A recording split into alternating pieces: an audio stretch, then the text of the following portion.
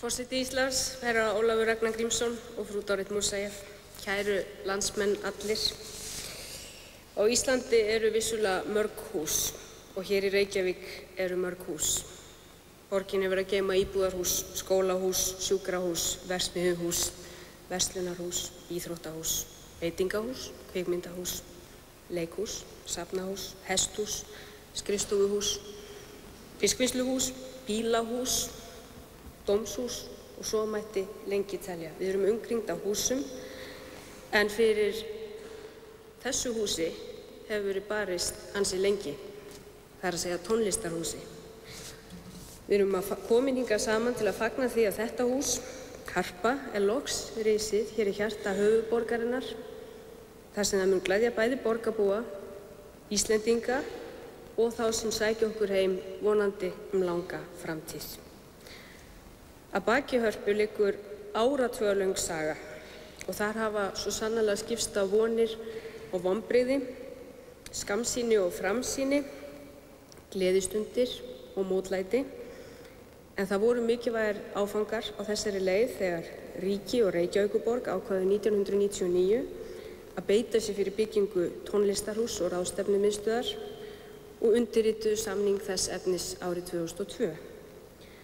Og frá þeim tíma á næstum áratug hafa allar hindranir verið yfirstignar síðir að miklu metnaði þrátt fyrir efnahagsleg áföll og efasemdir gildi hússins á okkar tímum.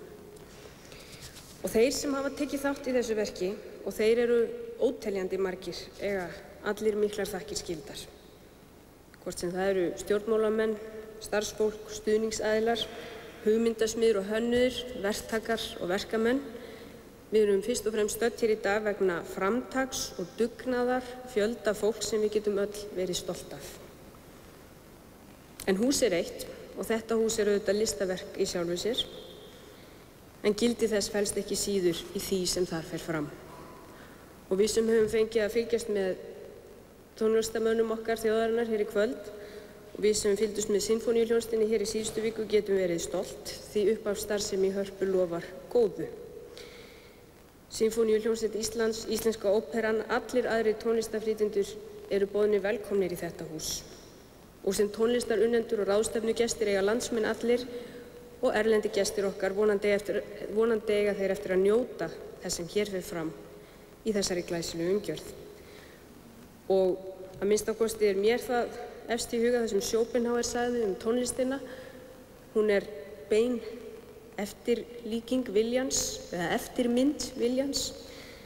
Því þar fáum við tímabundið samband við veruleikann eins og hann er og erum undanskilin þeirri þjáningu sem líf í stöðugri blekkingu er. Og við að þakka tónlistarmönnunum okkar fyrir að leyfa okkur að fá þetta samband við veruleikann.